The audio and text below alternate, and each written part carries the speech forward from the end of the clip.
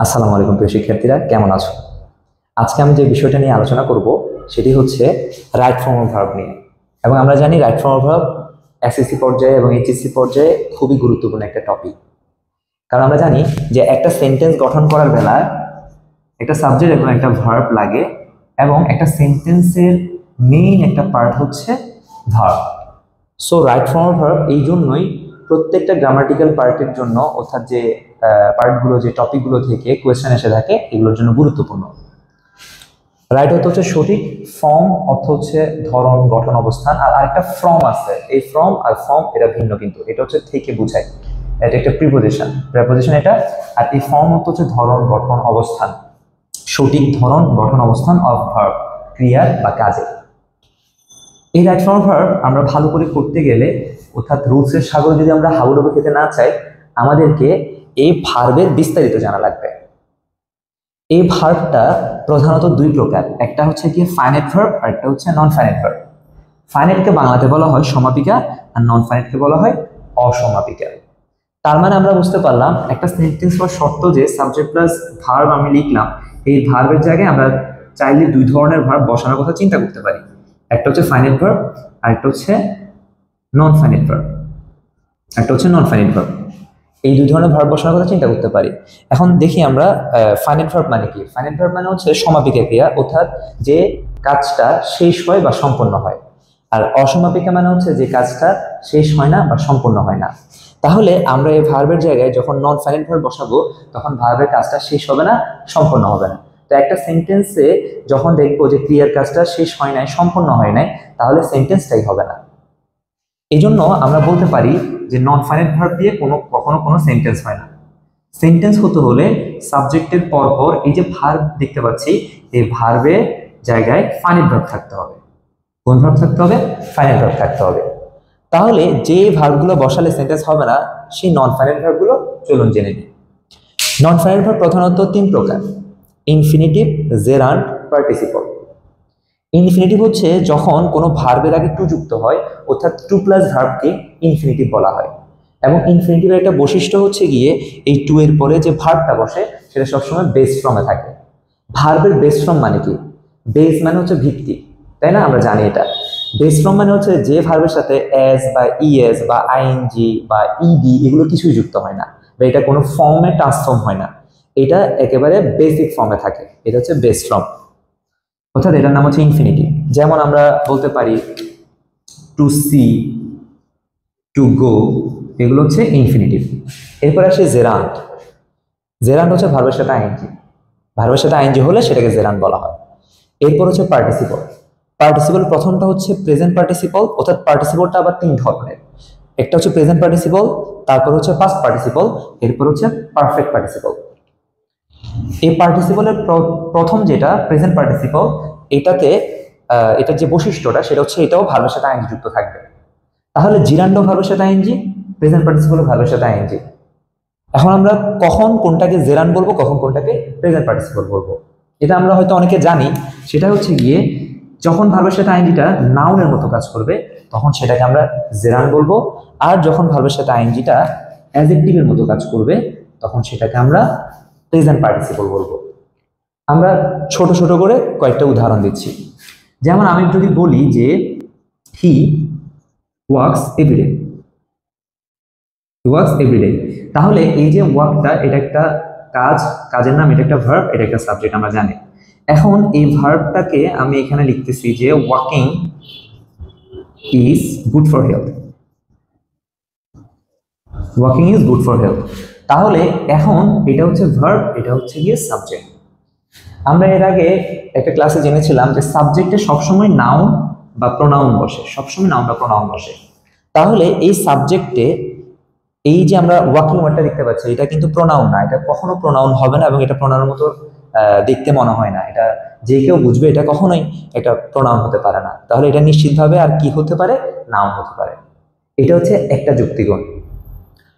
এরপরে আমরা আরেকটা দৃষ্টিকোণ থেকে দেখতে পারি, আরেকটা যুক্তি দিয়ে দেখতে পারি। সেটা হচ্ছে যে ওয়াক অর্থ হাঁটা, এই হাঁটার কাজটা এখানে সে করতেছে, বাট এখানে এই ওয়াকের কাজটা কেউ করতেছে না, এবং এটা একটা কাজের নাম বোঝাচ্ছে, যেটাকে বাংলা ব্যাকরণে বলা হয় ক্রিয়াবাচক বিশেষ্য, অর্থাৎ কাজটা কেউ করতেছে না, কাজের নাম বোঝায়। তো আমরা এখানে দেখতে পাচ্ছি হাঁটা ইজ গুড ফর হেলথ, এটা স্বাস্থ্যের জন্য উপকারী, নর্মালি লিখলাম। তাহলে এই ভার্বের সাথে আইএনজিটা কিসের কাজ করলো? নাউনের কাজ করলো। কিসের কাজ করলো? নাউনের কাজ করলো। তো এটা যেহেতু নাউনের কাজ করলো, এটা হচ্ছে একটা জেরার। এরপরে ধরো আমি লিখলাম যে I saw a moving fan. Moving fan, আমি একটা মুভিং ফ্যান দেখলাম। এই ফ্যানের কিন্তু আবার দুইটা অর্থ, একটা হচ্ছে যেটা সেলিব্রিটিদের পেছনে ঘুরে ওই ফ্যানটা, আর আরেকটা ফ্যান হচ্ছে গিয়ে আমাদের মাথার উপরে ঘুরে। এই ফ্যানটা একটা হচ্ছে ম্যাটেরিয়াল নাউন, অর্থাৎ বস্তুবাচক একটা নাম এটা। তো নাউন বা প্রোনাউনকে যে ওয়ার্ডটা বিশ্লেষণ করবে তাকে আমরা অ্যাডজেক্টিভ বলি। তাহলে আমরা প্রশ্ন করছি যে কেমন ফ্যান দেখেছি, একটা মুভিং ফ্যান দেখেছি, তাহলে এটা একটা অ্যাডজেক্টিভ। এটা একটা কি? অ্যাডজেক্টিভ। তাহলে যে ভার্বের সাথে আইএনজিটা একটা অ্যাডজেক্টিভের মতো কাজ করতেছে তাকে আমরা বলবো প্রেজেন্ট পার্টিসিপল। এবং আমরা এটা জানি যে মুভ ওয়ার্ডটা একটা ভার্ব। মুভ অর্থ নড়াচড়া করা বা আর অনেক ধরনের অর্থ হয়, মুভের সাথে আইএনজি হয়ে মুভিং হচ্ছে, এটা আমরা জানি।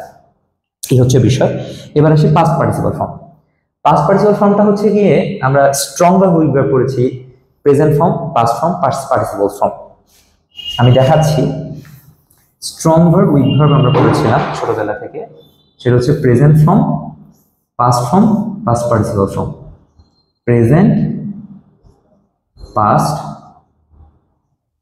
Past participle.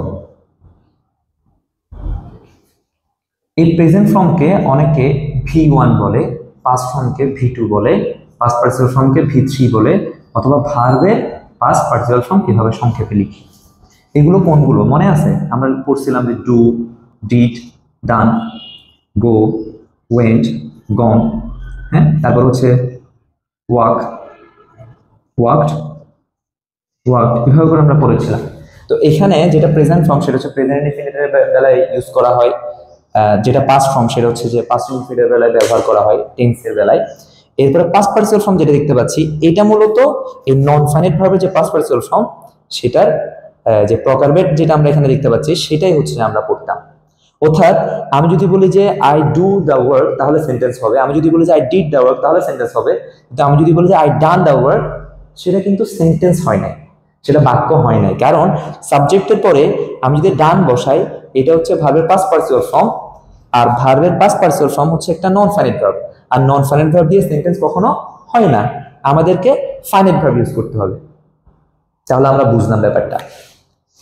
এবার হচ্ছে পারফেক্ট পার্টিসিপল। পারফেক্ট পার্টিসিপল হচ্ছে গিয়ে হ্যাভিং এর পরে ভার্বের পাস্ট পার্টিসিপল ফর্ম থাকলে সেটাকে পারফেক্ট পার্টিসিপল বলে। এটা জাস্ট একটা স্ট্রাকচার, অর্থাৎ হ্যাভিং এরপরে ভার্বের পাস্ট পার্টিসিপল ফর্ম, এই পুরোটা স্ট্রাকচারকে বলা হয় পারফেক্ট পার্টিসিপল।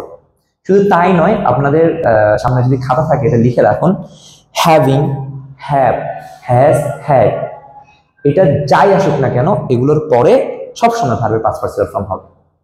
যেখানে আমরা দেখি না কেন এটা ভার্বের পাস্ট পার্টিসিপল ফর্মটা আমরা দেখতে পাবো। তাহলে আমরা নন ফাইনাইট ভার্ব সম্পর্কে বিস্তারিত জানলাম। এবার আমরা জানবো ফাইনাইট ভার্ব সম্পর্কে, যে অর্থাৎ যেগুলো দিয়ে সেন্টেন্স হবে। এই ফাইনাইট ভার্ব প্রধানত দুই প্রকার, একটা হচ্ছে প্রিন্সিপাল ভার্ব আর একটা হচ্ছে অক্সিলিয়ারি ভার্ব। এই প্রিন্সিপাল কিন্তু আবার দুইটা ওয়ার্ড আছে, একটা হচ্ছে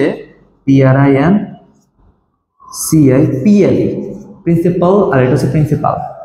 এই প্রিন্সিপাল মানে হচ্ছে আমরা যে অধ্যক্ষ যাদেরকে বলি বা প্রধান যাদেরকে বলি, এটা হচ্ছে প্রিন্সিপাল। এটাকে অনেকে মেইন ভার্ব বলে এই জন্য। আর এটা হচ্ছে অক্সিলিয়ারি ভার্ব, অর্থাৎ সাহায্যকারী ভার্ব। এটা কাকে সাহায্য করে? এটা মূলত এই ভার্বগুলোকে সাহায্য করে থাকে, এবং এটা তার সাথে সাথে প্রিন্সিপাল ভার্বকে সাহায্য করে থাকে। যেমন আমি তখন বলেছিলাম আই ডান দ্য ওয়ার্ক বললে কিন্তু হবে না, কিন্তু আপনি যদি এই অক্সিলিয়ারি ভার্বের মধ্যে থেকে এই একটা ভার্ব নিয়ে দেন যে I have done the work, তাহলে সেন্টেন্সটা হয়ে যাবে। এই হচ্ছে বিষয়। তো মোট কথা হচ্ছে অক্সিলিয়ারি ভার্ব সাহায্যকারী ভার্ব, আর প্রিন্সিপাল ভার্ব হচ্ছে এটা হচ্ছে প্রধান ভার্ব যেটাকে বলে। প্রথমে আমি বলি যে প্রিন্সিপাল ভার্ব কি। প্রিন্সিপাল ভার্ব হচ্ছে ওই ভার্বগুলো যেগুলো দ্বারা রিয়েলি কাজ করা বোঝায়, অর্থাৎ যাওয়া, খাওয়া, বসা, কথা বলা, টক, সি, মুভ, সেই, তারপর হচ্ছে রিড, রাইট, এই সবগুলা ওয়ার্ড দ্বারা স্পেশালি বা যেভাবে হোক না কেন, আমরা যেভাবে বলি না কেন, এগুলো দ্বারা অরিজিনালি কাজ করা বোঝাচ্ছে। তো এগুলো যার দ্বারা যে কাজ করা বোঝানোর কারণে এগুলো হচ্ছে গিয়ে প্রিন্সিপাল ভার্ব বা মেইন ভার্ব বলা হয় এগুলোকে। আর যেটা অক্সিলারি ভার্ব সেগুলো কি, সেগুলো হচ্ছে প্রধানত দুই ভাগে বিভক্ত, একটা হচ্ছে প্রাইমারি অক্সিলারি আর একটা হচ্ছে মডেল অক্সিলারি। প্রাইমারি অক্সিলারি কোনগুলো? প্রাইমারি অক্সিলারি হচ্ছে am, is, are, was, were, have, has, had, do, did, does। তো এগুলোকে আবার অনেকে আলাদা আলাদা করে ভাগ করে। am, is, are, was, were কে বলা হয় টু বি ভার্ব। আমরা রাইট ফর্ম ভার্বে উপরে যে বক্সটা দেওয়া থাকে অথবা ইন্টারমিডিয়েট লেভেলে অ্যান্সারের পাশে যে ব্র্যাকেট দিয়ে যে একটা ক্লু দেওয়া থাকে ওখানে বি শব্দটা দেখতে পাই। আমরা এই বি শব্দটা দেখতে পাই, অর্থাৎ এখানে যে বিটা দেখতে পাচ্ছি আমরা, এই যে বিটা দেখতে পাচ্ছি এটা দেখতে পাই, এটার মানে হচ্ছে am, is, are, was, were আমরা ইউজ করতে পারবো, অথবা এই বি ওয়ার্ডটাকেও ইউজ করতে পারবো আমরা চাইলে। এরপর হচ্ছে to have verb. To have verb মানে হচ্ছে হ্যাভ, হ্যাজ, হ্যাড, এগুলো আমরা চিনি জানি। আর টু ডু ভার্ব হচ্ছে ডু, ডিড, ডাজ, এগুলো হচ্ছে প্রাইমারি অক্সিলারি। আর মডেল অক্সিলারি কোনগুলো? মডেল অক্সিলারি আমি এখানে লিখলাম না, এখানে জায়গা সংকুলান রয়েছে, আমি আপনাদের মুখে বলে দিচ্ছি সেগুলো কোনগুলো। Can, could, shall, should, will, would, may, might, must, need, dare, have to, has to, had to. এছাড়াও রয়েছে অট টু। এরপরে দুইটা প্রেস মডেল অক্সিলারির মতো কাজ করে থাকে, সেগুলো হচ্ছে উড রাদার, হ্যাড বেটার। এই ওয়ার্ডগুলো মডেল অক্সিলারির মতো কাজ করে থাকে। সো আমরা মডেল অক্সিলারি জানলাম যে এগুলোই মডেল অক্সিলারি ভার্ব আর এগুলো প্রাইমারি অক্সিলারি ভার্ব। এই হচ্ছে ভার্বের বিস্তারিত। এই বিস্তারিত ভার্বের চার্টটা এগুলো যদি আপনি চিনেন এবং মনে রাখতে পারেন তাহলে রাইট ফর্ম ভার্ব আপনার জন্য অনেক ইজি হয়ে যাবে। সো আমরা নেক্সট ক্লাসে আরো বিস্তারিত জানবো এবং রাইট ফর্ম ভার্বটাকে কিভাবে সহজে আয়ত্ত করতে পারবো সেটা আমরা জানবো। ধন্যবাদ সবাইকে। আসসালামু আলাইকুম।